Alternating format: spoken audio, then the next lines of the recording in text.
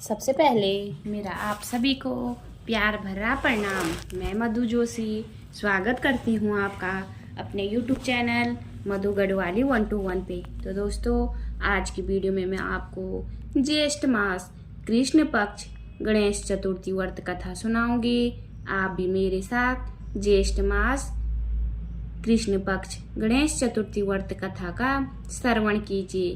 कथा ध्यान पूर्वक और पूरी जरूर सुनिएगा। एक दिन माता पार्वती ने गणेश जी से पूछा, हे पुत्र, ज्येष्ठ माह के कृष्ण पक्ष को आने वाली चतुर्थी के विषय में जानने को अति उत्सुक हूँ। क्या तुम मुझे उस चतुर्थी को किस नाम से जाना जाता है वो बताओगे?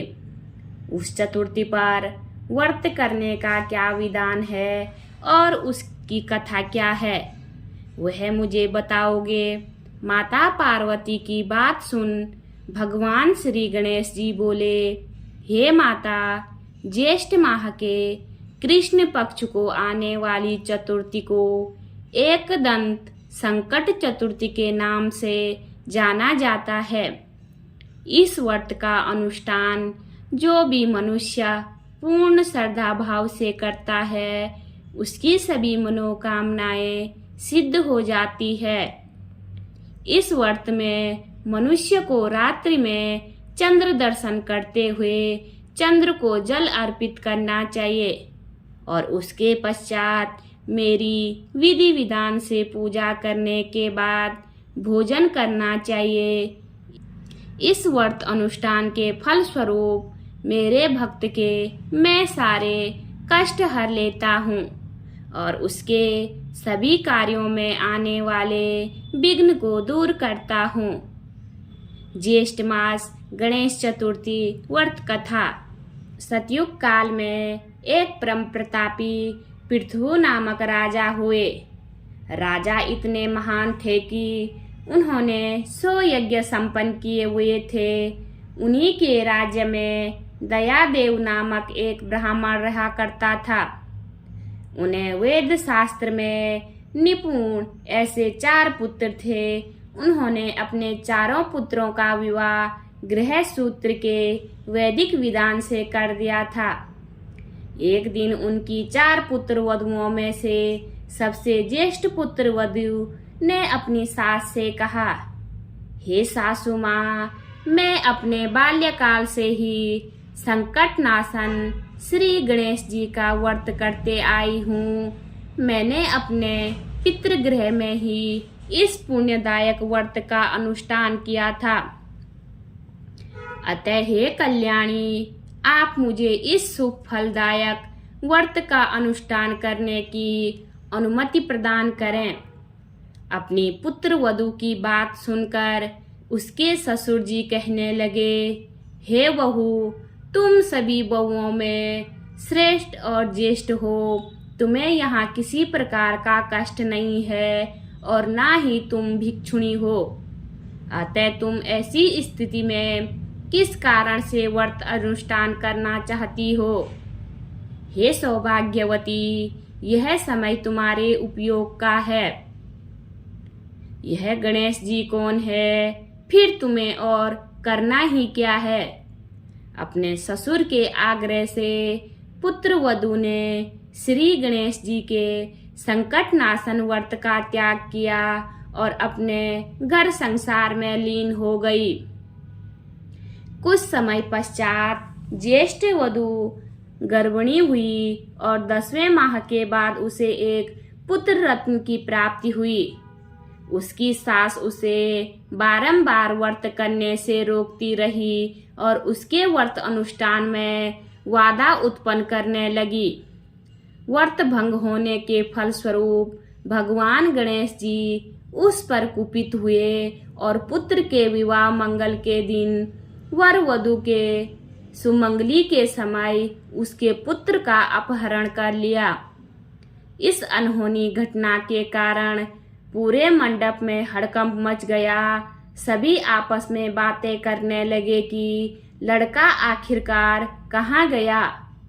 किसने उसका अपहरण कर लिया। बरातियों द्वारा मिलने वाले इस समाचार को सुनकर उसकी माता बेहोश हो गई। अपने ससुर जी दयादेव से रो रो कर ऊंचे स्वर में कहने लगी, हे ससुर जी, आपने मेरे गणेश चतुर्थी व्रत को छुड़वाया, महापाप किया है। यह उसी का फल है कि आज मेरे पुत्र का अपहरण हो गया है। अपनी पुत्र वधू के मुख से ऐसे वचन सुन ब्राह्मण दयादेव बेहद दुखी हुआ। साथ ही साथ अपने पति के अपहरण की बात सुन होने वाली पुत्र वधू भी बहुत दुखी हुई। अपने पति के वियोग में दुखी पुत्र वधू प्रति माह भगवान श्री गणेश जी संकटनाशन गणेश चतुर्थी का व्रत करने लगी। एक समय की बात है, भगवान गणेश जी एक वेदज्ञ और दुर्लभ ब्राह्मण का वेश धारण कर उस पुत्र वधू की परीक्षा लेने हेतु भिक्षा मांगते हुए उसके द्वार पर पधारे। ब्राह्मण वेशधारी भगवान श्री गणेश ने उच्च स्वर में कहा, हे पुत्री, मुझे भिक्षा स्वरूप इतने भोजन का दान कर दो कि मेरी क्षुधा तृप्त हो जाए। उस ब्राह्मण की बात सुनकर उस धर्मपरायण स्त्री ने सर्वप्रथम उस ब्राह्मण का विधिवत पूजन किया। पूर्ण श्रद्धा भाव से भोजन कराने के पश्चात उस ब्राह्मण को वस्त्र अलंकार अर्पित किए। कन्या की सेवा से संतुष्ट होकर ब्राह्मण ने उच्च स्वर में कहा, हे कल्याणी, मैं तुम्हारी सेवा भाव से अत्यंत प्रसन्न हूँ। अब तुम अपनी इच्छा के अनुकूल मुझसे वरदान प्राप्त कर सकती हो। मैं ब्राह्मण वेशधारी गणेश हूँ और तुम्हारी परीक्षा लेने हेतु यहाँ आया हूँ। ब्राह्मण की बात सुन कन्या तुरंत नतमस्तक होकर उनसे निवेदन करने लगी, हे विघ्नेश्वर, यदि आप मेरी सेवा से प्रसन्न हैं तो मुझे मेरे पति के दर्शन करवा दीजिए। कन्या की याचना सुनकर गणेश जी ने कहा, हे मधुर भाषिनी, जैसा तुम चाहती हो वही होगा। तुम्हारा पति तुम्हें अवश्य मिलेगा। कन्या को इस प्रकार मनोवांछित वर प्रदान कर भगवान गणेश जी अंतर्ध्यान हो गए। कुछ ही समय पश्चात कन्या का पति पुनः अपने घर वापस आ गया। यह देख सभी बहुत प्रसन्न हुए। सभी स्वजनों की उपस्थिति में विवाह कार्य विधि विधान से संपन्न किया गया। इस प्रकार जो भी मनुष्य पूर्ण श्रद्धा भाव से भगवान श्री गणेश जी की ज्येष्ठ माह की संकट चतुर्थी का व्रत अनुष्ठान करता है, उसकी सभी मनोकामनाएं सिद्ध हो जाती है। बोलिए गणेश भगवान की जय।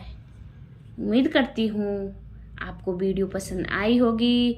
वीडियो पसंद आए तो वीडियो पे लाइक कीजिए, कमेंट कीजिए, अपने दोस्तों के साथ शेयर कीजिए। चैनल पे नए हो तो सब्सक्राइब ज़रूर कीजिए। मैं मधु जोशी मिलती हूँ आपको अगली वीडियो में। तब तक के लिए बाय बाय, धन्यवाद।